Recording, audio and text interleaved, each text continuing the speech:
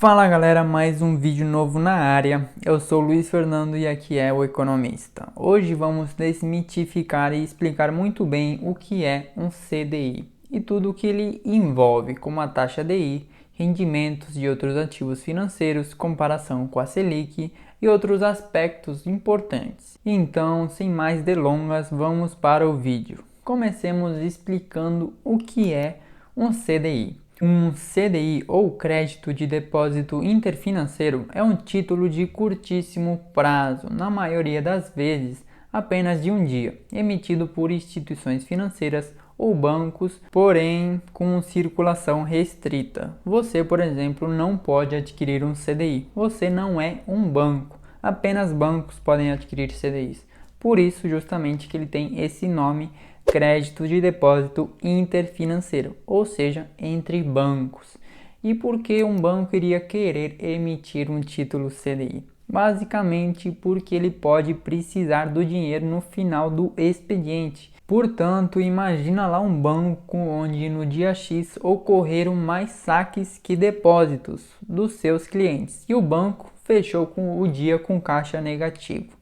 Imagina que isso ocorresse em vários bancos e que os clientes tentassem sacar seu dinheiro e não conseguissem, porque o banco está sem caixa, não tem liquidez. Em um curtíssimo prazo, o sistema financeiro entraria em colapso. As pessoas correriam para os bancos sacar suas economias, devido à falta de credibilidade que as próprias instituições financeiras teriam. Então, para evitar esse colapso generalizado que acabamos de imaginar aqui no sistema financeiro nacional, os bancos emitem CDIs quando finalizam um dia com caixa negativo, ou seja, deficitários. Quem compra esses títulos, os CDIs, são outros bancos que terminaram o dia com caixa positivo, ou seja, superavitários, e que acabam emprestando dinheiro para os bancos deficitários a uma taxa determinada de juros. Portanto, esse mercado interfinanceiro entre os bancos procura manter o equilíbrio do sistema, transferindo recursos dos agentes superavitários aos deficitários. E isto ocorre, digamos que graças à regulamentação do Banco Central, que impede que os bancos fechem o dia com saldo negativo, para evitar justamente essa falta de credibilidade das instituições financeiras e do sistema financeiro em geral, fazendo com que ele sempre esteja saudável e estável. Os bancos são livres de negociar as taxas às quais eles emprestarão ou tomarão dinheiro emprestado de outros bancos, adquirindo ou emitindo CDIs. Todas as operações de emissão de CDI são registradas na B3, que calcula a taxa média de juros que foi praticada entre os bancos nessas negociações interfinanceiras e divulga diariamente essa taxa, que é conhecida como a taxa DI. Mesmo as operações sendo diárias, é calculado além da taxa diária, a mensal e a anual. Essa taxa DI é muito semelhante à taxa Selic, sabe por quê? Porque os bancos utilizam como referência nas negociações dos títulos CDI a própria taxa de juros básica da economia, que é a taxa Selic. A diferença percentual entre a taxa DI e a taxa Selic é bem pequena. E a taxa do CDI ou taxa DI também é utilizada como benchmark, ou seja, como referência da taxa livre de risco e da renda fixa no Brasil, assim como a Selic. Aqui eu trouxe um print da página inicial da B3, onde podemos observar a taxa DI no dia 15 de maio.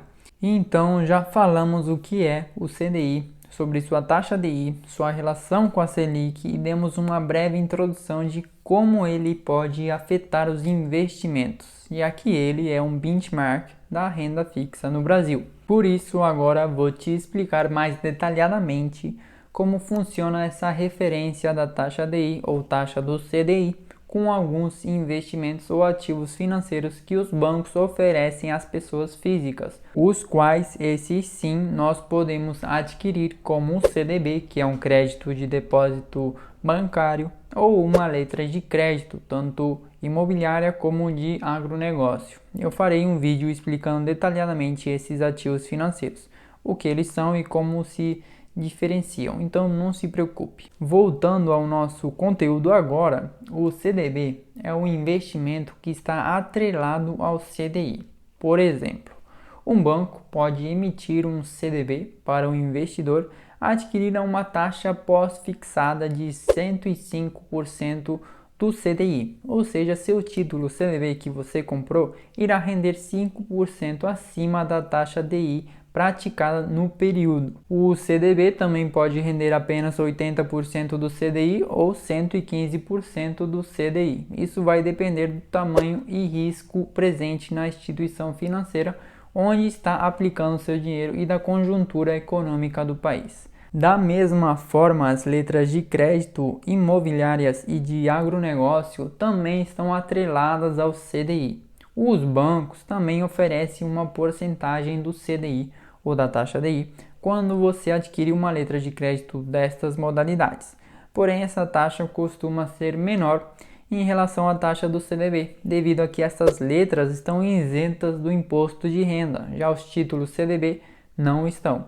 E é bom lembrar sempre, que o FGC, o Fundo Garantidor de Crédito, garante essas três modalidades de investimento para o investidor, para você, para mim, CDB, LCI e LCA. Se você não sabe o que é o FGC ainda, vou deixar aqui na descrição o link do vídeo onde eu explico muito bem e trago bastante informação relevante sobre ele. E por último, quero mostrar a vocês o rendimento histórico do CDI. Este gráfico está disponível no site do IPEA Data, onde eles mantêm as taxas históricas de vários indicadores, como risco país, Selic, inflação e vários outros. No gráfico podemos observar as taxas trimestrais desde 2005. Vemos que com o passar dos anos a taxa do CDI variou bastante e que nos últimos 2-3 anos teve uma diminuição expressiva nessa taxa. Isso pode ser explicado pela diminuição também por parte do Copom, que é o Comitê de Política Monetária, da taxa Selic. Então, o CDI, como já vimos no vídeo, acompanha as variações da Selic. Estas diminuições das taxas podem ser vistas como uma maneira de aquecer o mercado acionário de renda variável para gerar um crescimento das atividades econômicas do país por parte dos últimos governos e do atual. Por hoje é só, espero vocês no próximo vídeo e por favor, se gostou, deixa o like, se inscreve no canal, ativa o sininho das notificações e compartilha este vídeo. Obrigado a todos e até a próxima.